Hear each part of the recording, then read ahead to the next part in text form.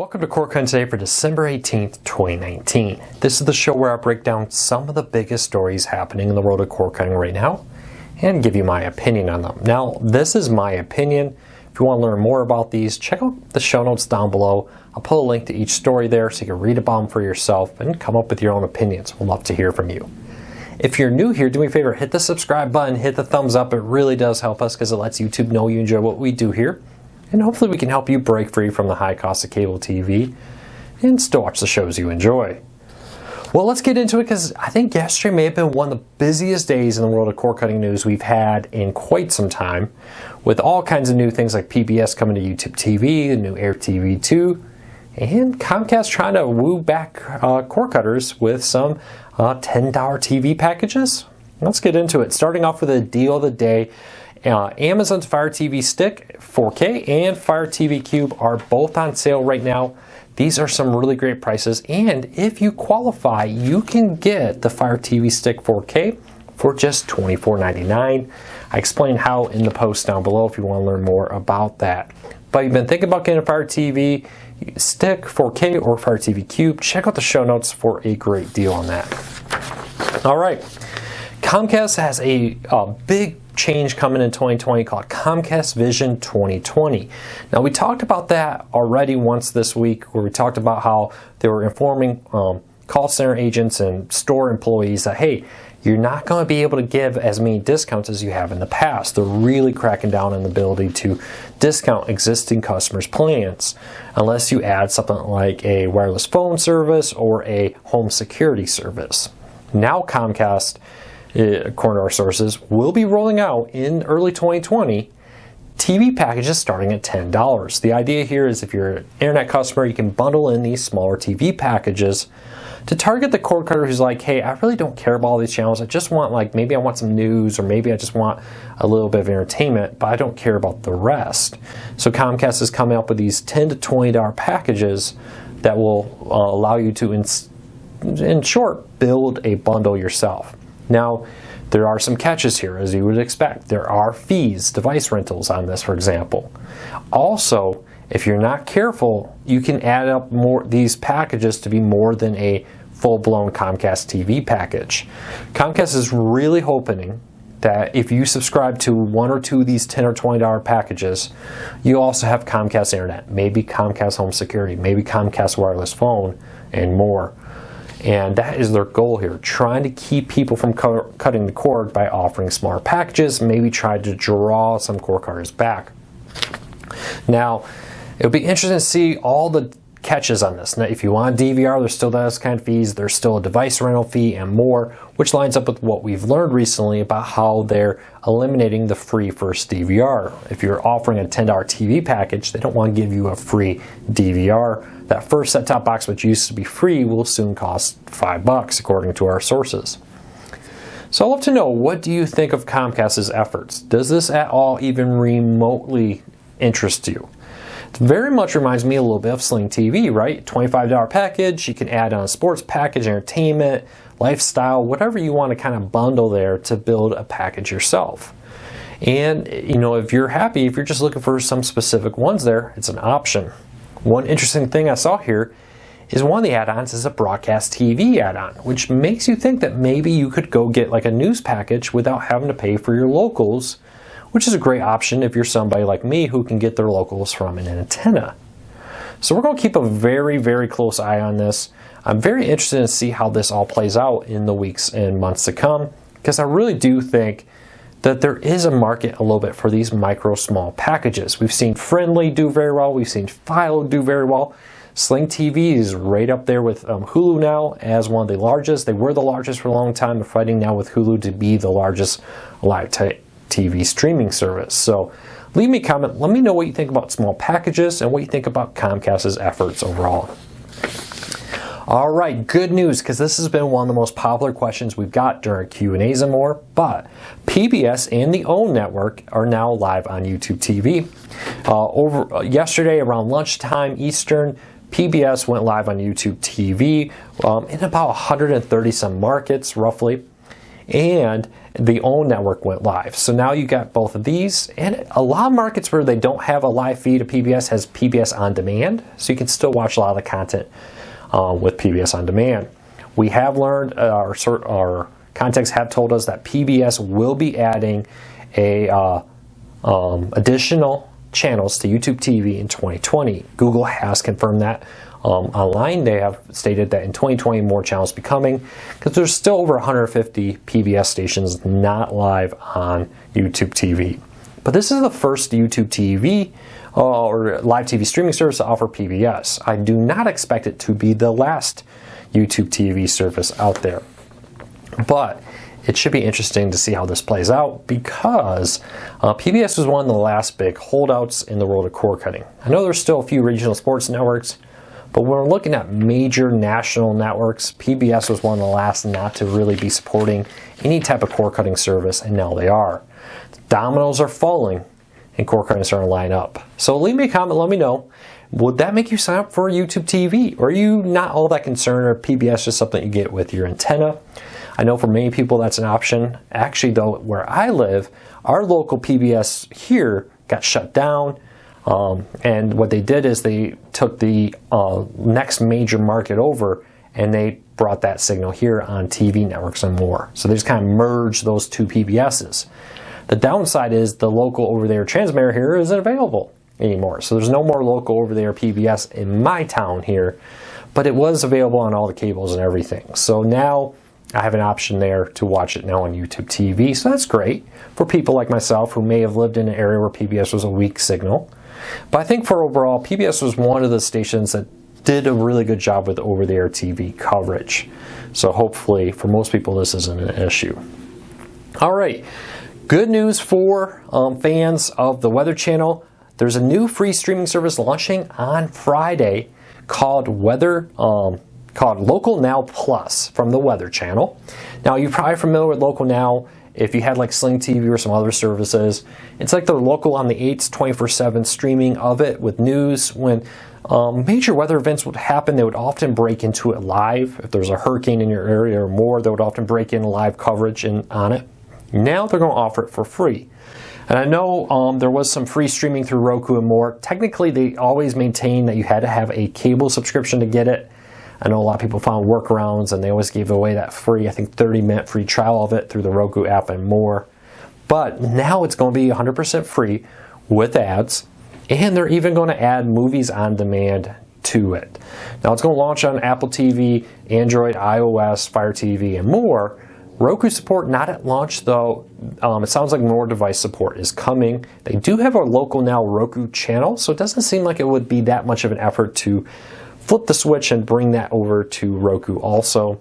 Fingers crossed that happens. But one more free weather option there for cord cutters. Now, I know a lot of people love Weather Nation. I love Weather Nation. It's a great option for 24/7 live coverage there. But I love competition too. So I'm great to see this. It'd be interesting to see how this plays out. Seems like everybody's trying to get into the free movies and more. And it seems like the Weather Channel owners are hoping that, hey, we can get you in with the Weather Channel content, and maybe you'll watch a movie or two here also, and we can get even more ad revenue dollars. Typically, these partnerships go with, we won't pay anything up front, but if somebody watches the content, you get a cut of it that way. So we'll be watching that very closely. Let me know what you think. Are you excited for this? Hopefully, this is a step to more and more free content for news and weather and more. Good news for Sling TV customers who love their Air TV. The brand new Air TV 2 is rolling out. It was officially announced yesterday. Now, I know we've talked about this in the past because over the summer, I think it was actually more like September, it popped up on the Air TV website for a little while. A couple weeks ago, it went up for sale on Amazon. Well, now Sling has officially announced it and posted for sale. Plus, you can get a free one if you're willing to prepay for some Sling. So the Air TV is a streaming player that combines your antenna with your Sling TV guide, so your antenna channels appear right next to your cable channels like ESPN, CNN, and more. So it's a great option there for Sling TV users who want to combine their antenna into a single user experience. Now, one catch here, one important thing with this is it's not a streaming traditional player. It's more like a tablo DVR. What it does is it puts the information into your guide on your Android, iOS, Fire TV, Roku, and more, instead of having it direct connect to your TV. If you do plug in an external hard drive, you can DVR programs on it.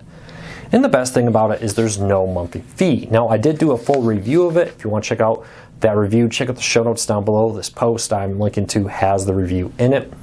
But in short, it is noticeably faster. It's got better Wi-Fi in it. And it's a lot smaller than the first generation. I actually like the style of it a lot better than the first generation too. But I'd love to know, do you use the Air TV? What do you think of the Air TV? Let me know. Alright, NBC's new streaming service, Peacock, is launching next year.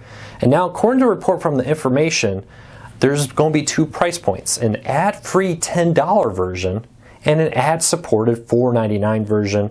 This is the new service that's going to have a ton of NBC Universal content. We'll also have new exclusive content, like a new, it's kind of weird. Is it a reboot? Is it a reimagine? Is it a continuation? We're not sure of Battlestar Galactica. We've got some mixed information there, so we'll see how that actually plays out when it hits the screen. But NBC Universal service will reportedly be $10 or $4.99, depending if you want ads or not.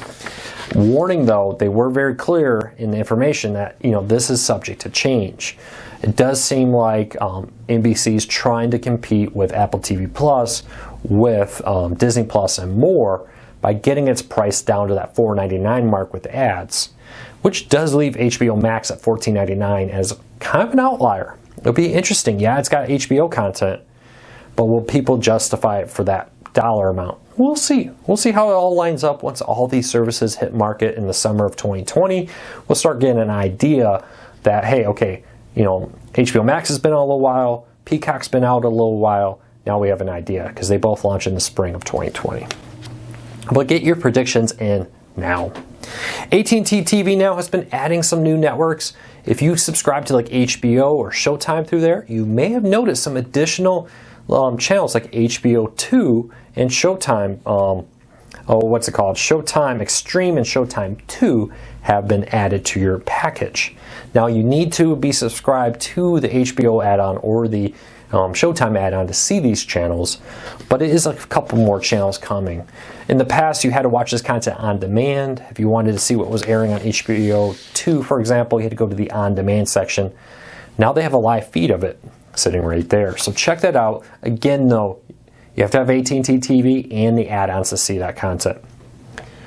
All right, good news for Hulu with live TV customers before we get to the bad news.